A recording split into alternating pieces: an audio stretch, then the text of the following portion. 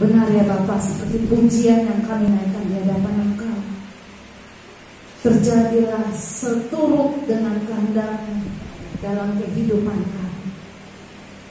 Kami tahu Tuhan, kami adalah manusia yang kurang sempurna, yang tidak sempurna. Tapi kami mau menuju kesempurnaan seperti yang Tuhan ajarkan bagi setiap kami.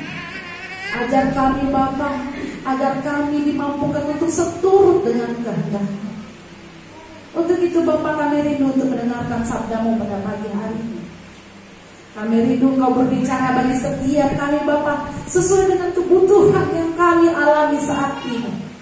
Sehingga ketika kami mendengarkan sabda-Mu, melalui hikmat yang Tuhan berikan bagi setiap kami, pengertian daripada Tuhan bagi setiap kami dimampukan bukan hanya mendengar, tapi kami mampu menjadi pelaku akan kebenaran firman. Berfirmanlah Engkau Tuhan bagi setiap kami pada saat ini, sebab kami siap mendengarkan. Yang siap mendengarkan firman Tuhan, kita mau sama katakan amin. Haleluya. Silakan duduk untuk firman Tuhan. Shalom bagi kita semua. Shalom. Apa kabar hari ini? Luar biasa. Ya. Kalau di anak sekolah minggu saya waktu itu, kalau ditanya apa kabar, biasanya suaranya akan lebih besar dari guru sekolah minggunya. Saya coba sekali lagi ya. Apa kabar hari ini? Luar biasa. Haleluya. Kita tahu dalam kehidupan kita akan tetap diperhadapkan dengan tantangan kehidupan. Bukan hanya saat ini, bukan hanya yang sudah lewat, tapi yang akan datang. Terus dan akan terus kita diperhadapkan dengan kehidupan kerikil-kerikil dan ujian yang Tuhan berikan. Tapi kita mau samakan pandangan pada saat ini.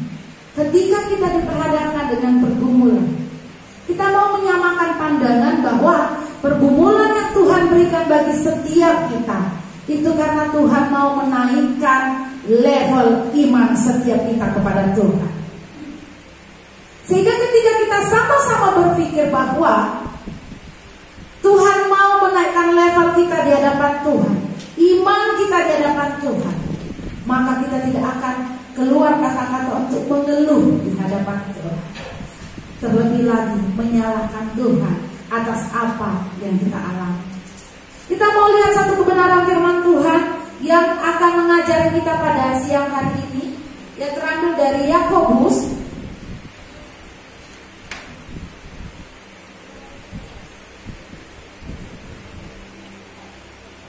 Yakobus pasal yang pertama, ayat yang kedua sampai ayatnya yang ke-8.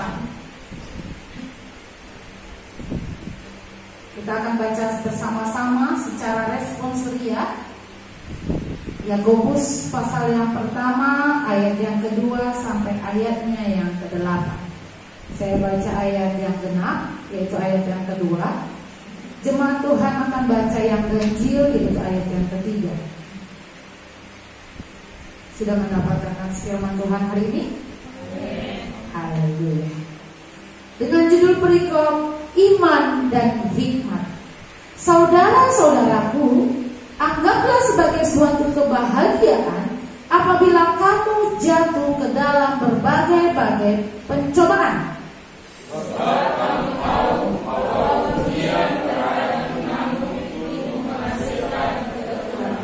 Dan biarlah ketekunan itu memperoleh buah yang matang, supaya kamu menjadi sempurna dan utuh dan tak kekurangan suatu apapun.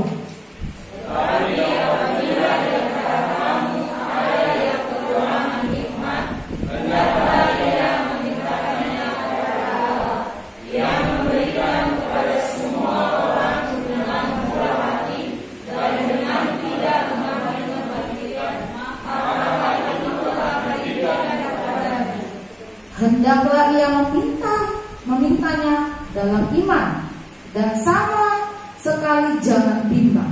Sebab orang yang bimbang sama dengan gelombang laut yang diombang-ambingkan kian kemari oleh angin.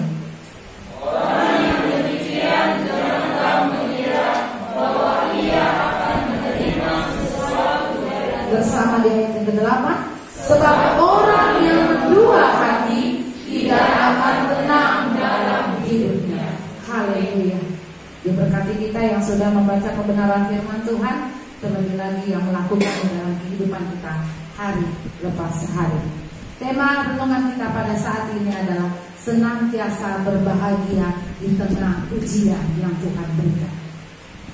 Senantiasa berbahagia di tengah ujian yang Tuhan berikan.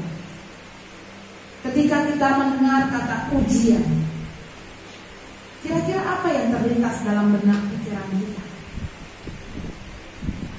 Ketika kita mendengar kata ujian, kira-kira apa yang harus kita lakukan? Mungkin ketika kita mau flashback sebentar ke belakang, kita akan coba mengingat dengan ketika kita masih sekolah. Ketika kita masih sekolah, kita akan senantiasa menghadapi yang namanya ujian. Ketika kita kelas 1 mau naik ke kelas 2, level kelas 2 kita akan ujian kenaikan kelas. Begitu seterusnya sampai perguruan tinggi. Bahkan sampai kita saat ini pun kita akan tetap senantiasa menghadapi yang namanya ujian. Nah, kita mau belajar dulu apa perbedaan ujian dan pencobaan. Jangan-jangan ketika yang kita lakukan saat ini, yang kita hadapi saat ini, atau yang kita rasakan saat ini, jangan-jangan itu bukan ujian daripada Tuhan.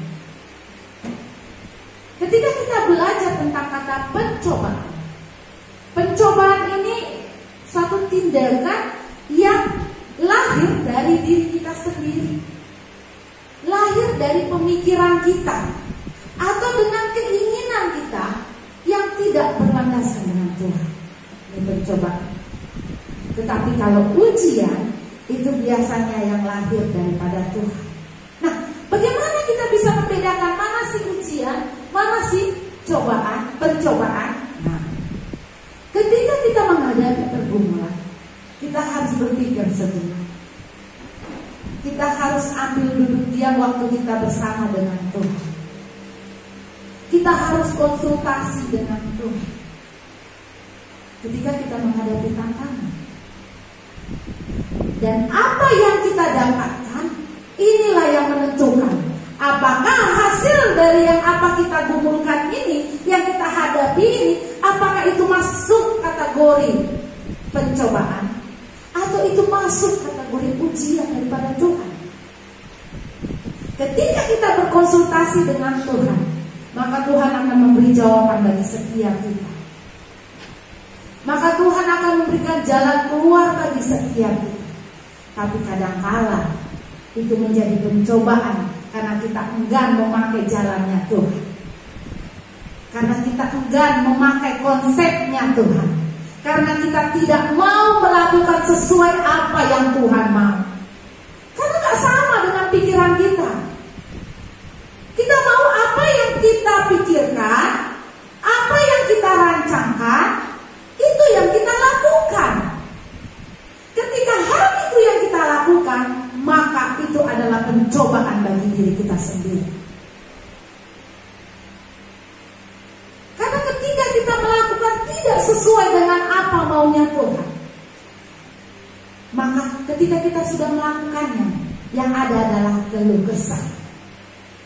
Yang ada adalah sungut-sungut. Mungkin sampai kita berpikir, kenapa bisa seperti ini? Atau yang lebih drastis, kita bisa menyalahkan Tuhan. Tuhan, aku kan sudah konsultasi, Tuhan, aku kan sudah berdoa, Tuhan, aku kan sudah berseru. Siang malam aku berseru untuk pergumulan ini. Tapi kita lupa, ketika kita berseru, ya memang benar, jalannya sudah benar. Tapi klimaksnya, inti ujung ketika kita mau melakukannya, tidak sesuai dengan apa maunya Tuhan. Inilah yang menjadi pencobaan bagi setiap kita. Sehingga pencobaan itu datangnya dari diri kita sendiri, bukannya dari Tuhan. Tapi karena kita memakai dengan egonya kita, pemikiran kita, hebatnya kita, kuatnya kita, ketika kita sudah melakukannya tidak sesuai dengan ekspresi pemikiran kita, pandangan kita, maka kita menyalahkan Tuhan. Ini yang mau kita pelajari. Ini yang mau Tuhan ingatkan bagi setiap kita, anak-anak Tuhan, bahwa ketika kita menghadapi pergumulan, karena kita akan senantiasa menghadapi pergumulan ya, bukan hari ini, bukan hanya kemarin, sampai kita masih bernafas, kita akan senantiasa mengalami pergumulan. Tapi pergumulan yang Tuhan janjikan bagi setiap kita itu sudah ada, yaitu tidak akan di luar batas kemampuan kita. Firman Tuhan sudah berkata di dalam kitab Roma, bahwa apa yang Tuhan beri dalam hidupmu itu tidak akan di luar batas kemampuanmu. Tapi kadang-kala kitanya yang akan membuat masalah, pergumulan, atau apapun itu menjadi seperti tidak bisa kita hadapi. Tapi Tuhan sudah berkata tidak akan di luar batas kemampuan kita. Jadi ketika kitab Yakobus mengatakan dengan judul berikut iman dan hikmah, tetapi di ayat yang kedua dikatakan, saudara-saudaraku, anggaplah sebagai suatu kebahagiaan apabila kamu jatuh dalam berbagai-bagai pencobaan. Wah,